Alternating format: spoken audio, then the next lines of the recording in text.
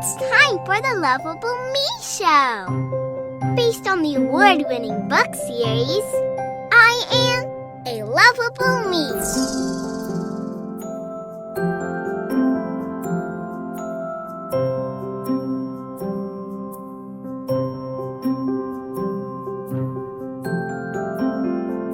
Get ready to have some fun learning with Lovable, our resident enlightening bug.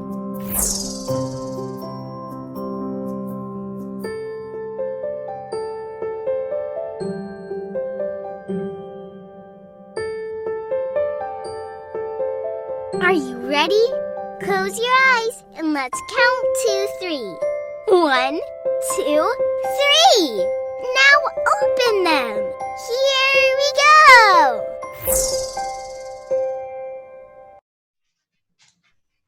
Hello and welcome to the Lovable Me Show. I'm Sharon Penchinanchina, your host and author of the award-winning I Am a Lovable Me books for children. Joining us today is the founder of Gentle Parents Unite. But before we bring her on and begin to explore gentle parenting, let's take a quick look at a few slides I prepared and do a short review to help remind us about the art of detachment. Let's start with a great quote by Amit Ray. If you want to conquer anxiety in life, live in the moment, live in the breath. Love that quote. So let's discuss detaching. If you'd like to improve your ability to detach to certain life circumstances or relationships that typically can cause you to become emotionally charged, a good place to start is to first acknowledge your feelings as they come up. This will help you to avoid stuffing your feelings away where they'll end up ultimately operating underground. Acknowledging your feelings helps raise your awareness to the fact that you may be over-identifying with a situation and simply need to take a step back. Next, I recommend you set your intent to detach, knowing that it's one of the best ways to gain composure and to clear your mind. Now, add to that some deep breathing. You'll want to start out by breathing in and out slowly and deeply so that you can slow down your blood pressure and your heart rate. So basically, you're shifting away from a fight or flight reaction, and this will allow you to relax and let go. Remember, in order to adopt a habit, a behavior, or belief, or to change one that you no longer want or you want to simply upgrade, repetition is key to programming your subconscious mind. So make it a point to acknowledge your feelings and emotions as they come up, and then set an intent to detach as you breathe and calm yourself down. And remember to make sure you practice this repeatedly. Once you've programmed your mind to automatically act or behave in a more composed or calm manner, you're on your way to mastering the art of detachment.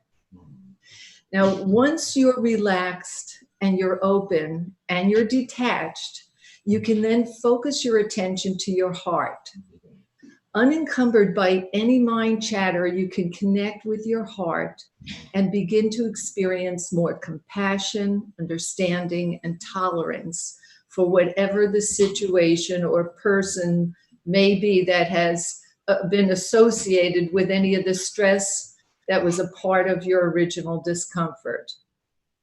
And lastly, since you are your child's greatest role model, when you take care of yourself and detach as appropriate, it allows you to operate from a higher level of consciousness. It's a great way for you to show up for yourself and for your child as you teach them this great coping mechanism. It's truly one that will empower them and last them throughout their lives. Now, that brings me to wanting to introduce Sujai Johnston. She is a mother of 4, ranging from 22 to 3 years old in age. She is the founder of Gentle Parents Unite, Facebook's largest gentle parenting group.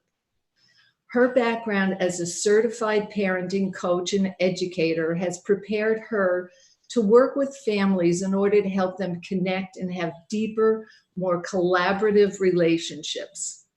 Her passion for understanding the human brain and how it develops, coupled with her love of psychology and her natural empathy, led her to the discovery of peaceful parenting styles.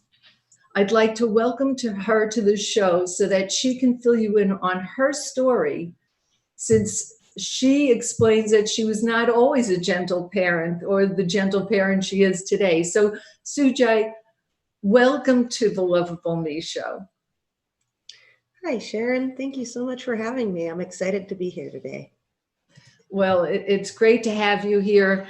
And I wondered, before we get into some of the questions about gentle parenting, can you give us a little background about yourself? Because I know that, you talk about the fact that, you were operating on another level before, and somewhere along the line things evolved. And particularly having such a wide age range between your children, it really made me wonder what it was like when you were raising that, 22-year-old way back then, and how it's evolved for you now.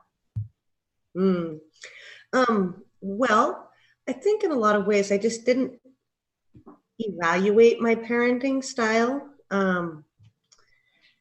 When I had my oldest, I did a lot of things right.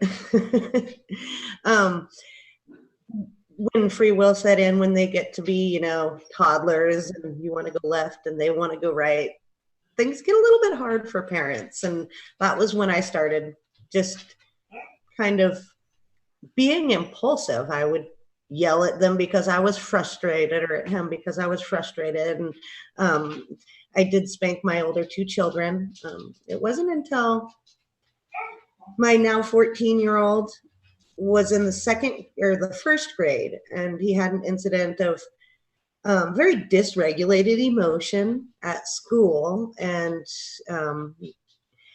that ended up in board meetings and all of this other stuff. And it was at that time when I really realized, and I'm looking at this kid, and he's such a sweet, loving, amazing guy, and I'm thinking, if I can't help him find ways to regulate that emotion, he's not going to have the quality of life that he deserves. And it was right in that moment that I knew that I had to regulate my own emotion and teach him ways to regulate his emotion and help him find problem-solving skills so that when he became upset, it wasn't explosive. And that's really where my journey began. I think, so he was 6.5, 7 years old at the time. And from there, I started joining Facebook's group. Was actually where my journey began. I went back to school for a couple years and started studying psychology. That's on hold for a moment because of my life transitions. I'm going to go back into that. During the time, I got certified as a parenting coach, and everything's really just changed so much from that one moment when I was sitting there looking at my sweet baby, knowing that unless I could help him now, he wasn't going to have a great life. And to me, that was everything. And it meant that I had to look at myself and be the change that I needed to see in my family. Yeah, I think that's something a lot of parents and caregivers can relate to, because a lot of us can look back on different situations and circumstances with our own children where we really, we didn't have either those great coping skills or the awareness, or just simply, had our own overwhelm and burdens with life in general, that it was sort of, just the straw that broke the camel's back. And we just, we didn't have it at the time to be able to parent from, a higher level. Mm-hmm. So, and again, having a child that you're seeing him responding in the same way, or not, having those coping skills or the resiliency. would certainly be a great motivator to, want to do a mental check on yourself as well, and certainly help them. What can you tell us what evolved after that? How did that, what's the nature of the work that you're doing? If you can give us a little bit more insight as to what gentle parenting is. So gentle parenting is relationship-based parenting. It really focuses on understanding that behavior is communicating a need. For example, like the incident I was describing at the school with my son, he was unable to communicate what he needed to communicate, and it came out in dysregulated emotion. And so instead of seeing that as something that's punishable, you should be in trouble, let's give you a timeout, what I really wanted to do was find a way to help him help himself. And so when we look at behavior as an unmet need or an inappropriate way to express yourself, then we're more predisposed to help our children find ways to express themselves in more appropriate manners and socially acceptable ways, and help them problem solve. Gentle parenting is really based on everything that we know about human brain development and what humans really need in order to grow. There's a very big misconception that people need punishment in order to learn lessons, but that's not what teachers do. I mean, they do sometimes, but when a teacher is teaching a lesson, they start with 1 + 1 = 2, and they circle back on that because the human brain learns best with repetition, and they move forward. They have a lesson plan. And if we look at our parenting as more of a lesson plan, and we're leaning into the relationship and trying to understand what the underlying needs and emotions and things that people are going through, we find that really everything that we're seeking evolves from there. If we're having a hard time with our children not listening to us, we can dig a little bit deeper and find out, well, the child isn't listening because they have a really hard time doing what we're asking them to do, perhaps. Just as an example, we might be asking the child to be getting better grades at school, and they're just not quite developmentally there yet. Now, there's other options. If they're having a hard time getting good grades at school, we can get them a tutor, we can talk to their teacher, we can set up study groups. And if we're always operating from that place where we're trying to solve problems and we're falling back on the learning and the growth and creating an environment for healthy growth, then our children have the opportunity to thrive. And when we recognize that the human brain learns best from repetition, then we just know we have to fall back on 1 + 1 = 2. It's that solid lesson plan that we've been teaching through the entire, career of our children is 1 + 1 = 2. And here we go. And we got to fall back on that because it can be really hard to get. And that's the nature of human brain development and the way we learn. So gentle parenting is really just recognizing that children are full human beings, and given a healthy environment to grow and lots of support navigating the social ins and outs and all of the ways that we prefer that people behave, then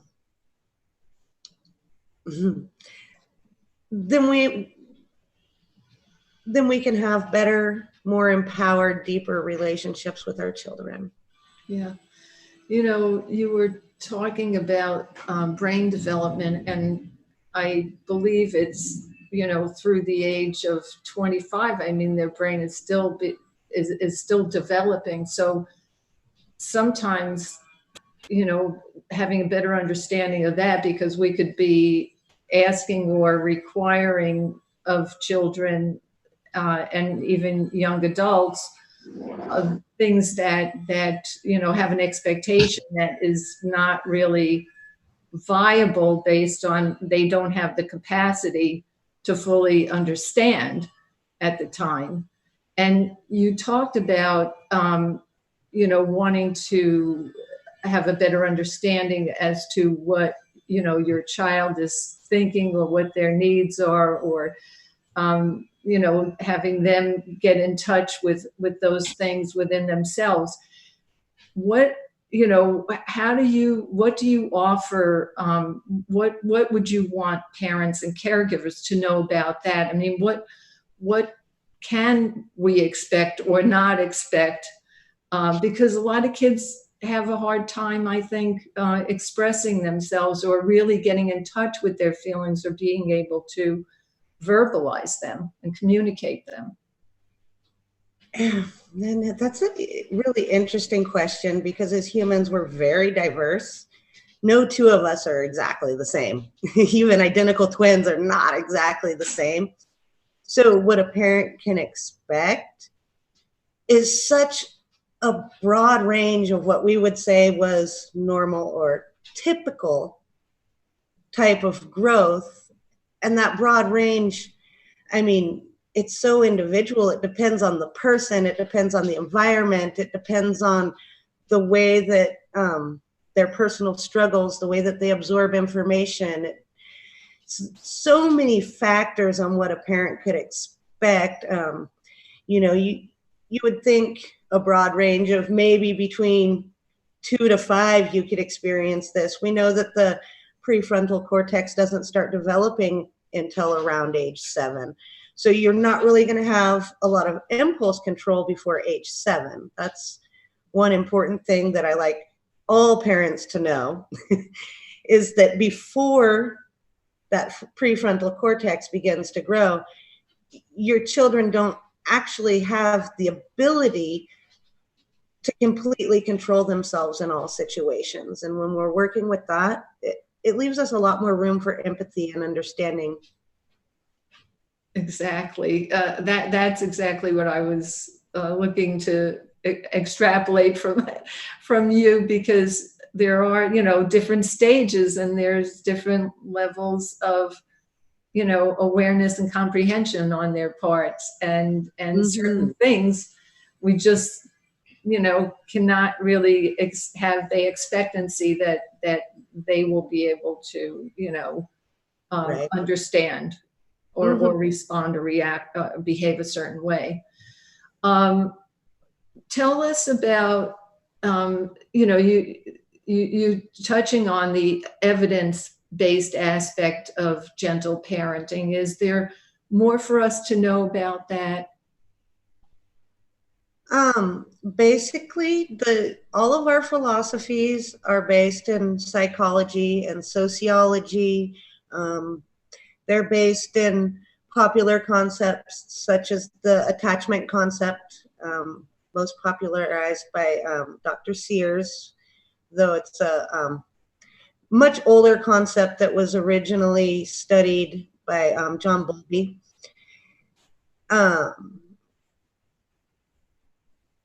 So basically, we're based in biological rhythms, connection, healthy attachment. We're very trauma versed as far as the effects of what trauma in early life can have on young children and what that looks like and how that can manifest. So basically, we focus on everything. We try really hard to make sure that all of the advice we give and all of the work that we're doing focuses around stuff that's actually been studied and proven and evidenced through peer-reviewed materials. Are there some tips that you can offer the audience that they could literally have as a takeaway today, that, or whether it's a reminder, instead of this, maybe that? Anything that you can share with us that we can put into action after this show? I would suggest letting go of expectations. Shoulds are very dangerous. When we say my child is 7, they should be able to XYZ. That really puts us in a position where we have this high expectation that they may not be able to meet. And so letting go of shoulds and adjusting your expectations. And also when you come up against problems or struggles, lean into it a little bit, find out what's going on and adjust your sails. Go with it. Find out how you can sail through the other side without choking up against the power struggle. The power struggle is where you're going to find the most discord in your family. It's where the explosive behaviors happen on your part and your children's part.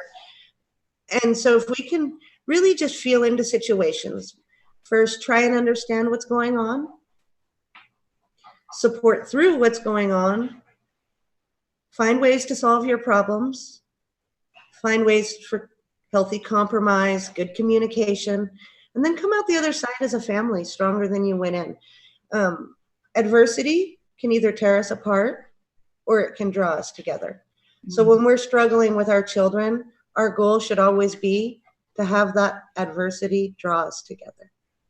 Yeah, absolutely. There's always, I think, some higher learning or understanding we can glean out of any situation, especially if we go into it looking at it as a challenge and not a problem. Mm-hmm. You know, when I connected with you originally, I saw the words, gentle parenting.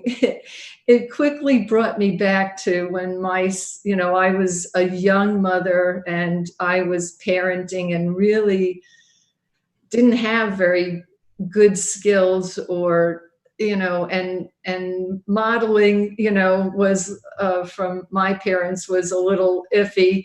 So when I was raising my son, and you mentioned yourself, particularly when they get to that age where they're really testing the waters and, they're older at that point, but, they're young adults. And again, not always making the best decisions and, you're ready to sort of tear your hair out.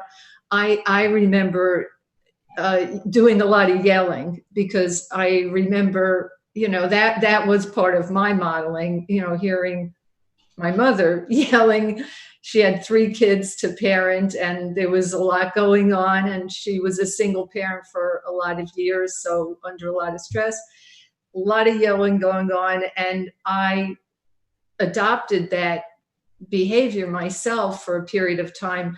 And interestingly enough, one day my son said to me in his young wisdom, he just looked at me and said, "Can't you just talk to me?" He goes, "Do you have to yell at me?"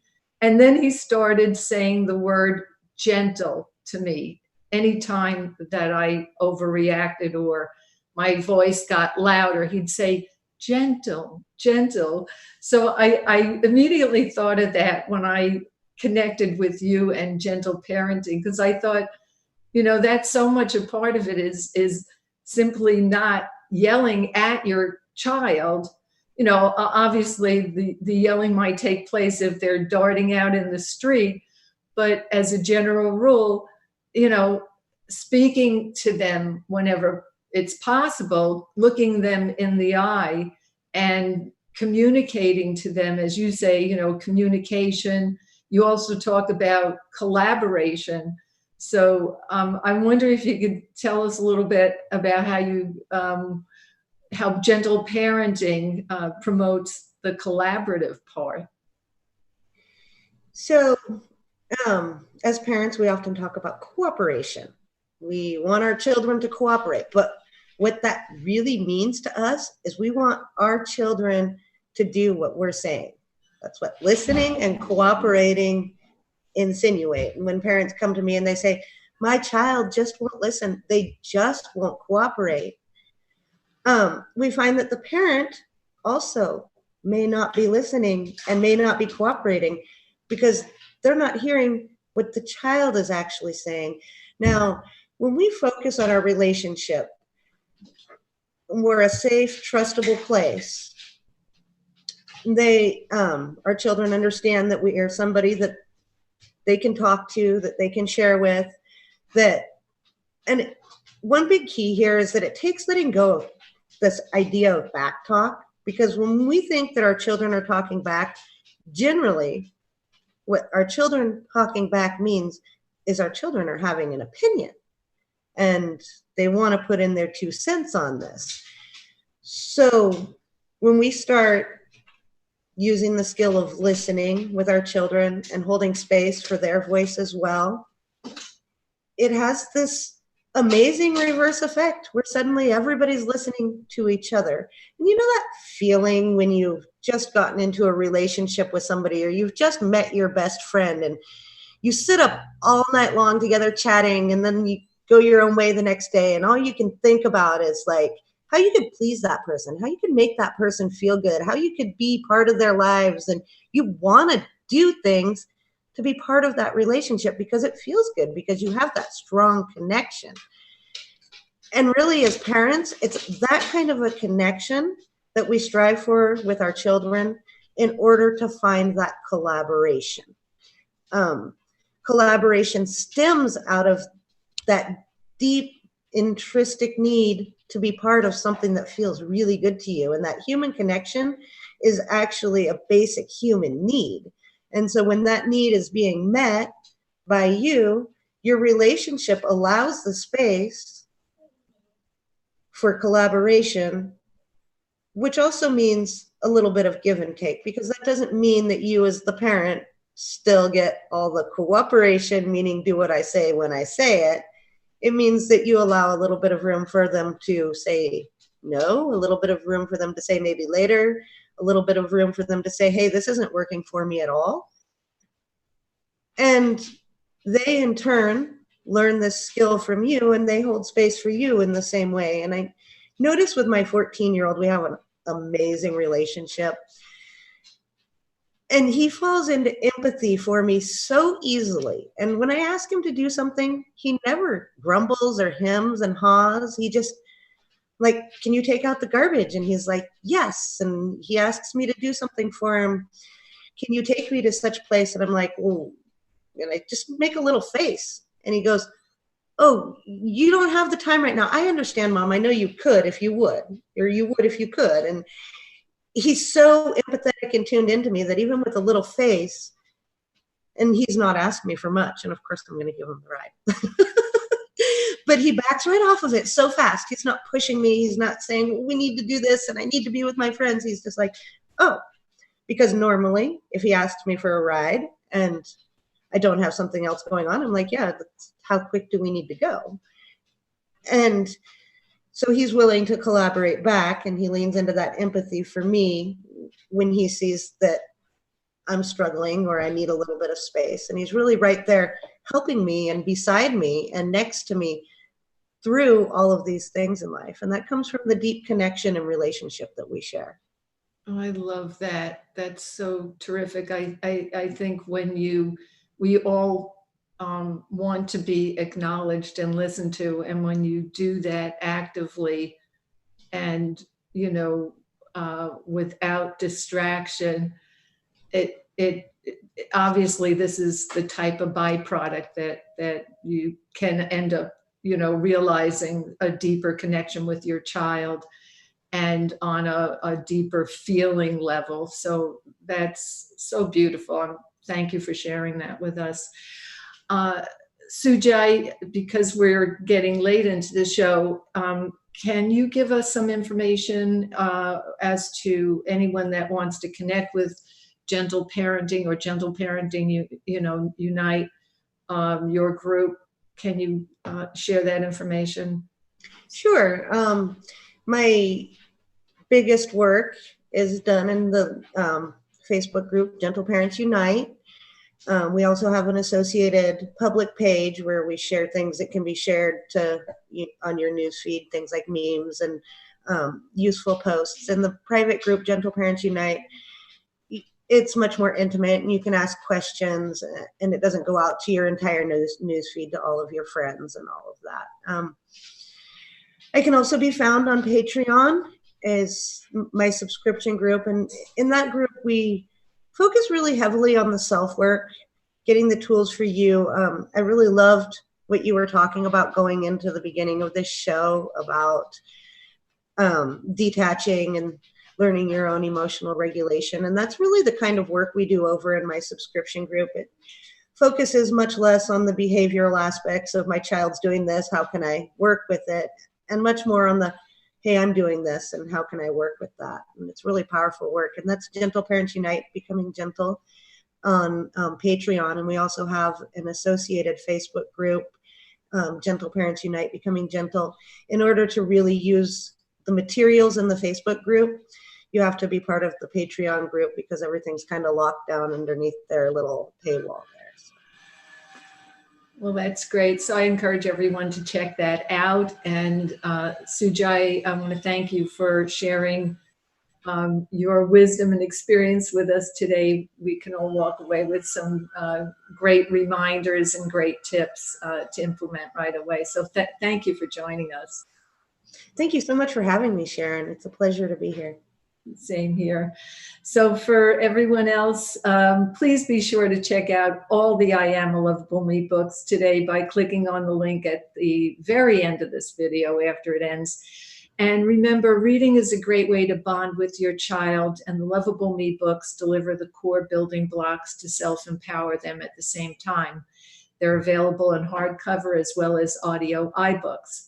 You'll also never miss any of our great shows by watching us on Facebook, YouTube, or Periscope every Friday at 1 p.m. Eastern Standard Time. I'm your host, Sharon Penchinanchina, and I'll be back next week with more great self-empowerment tips for you. Thank you all for joining in, and be sure to have a fantastic day. Thank you for watching the Lovable Me Show. Also, if you have any questions for Lovable, go ahead and ask away. Don't forget to visit us next week, right here in the Facebook bugbear.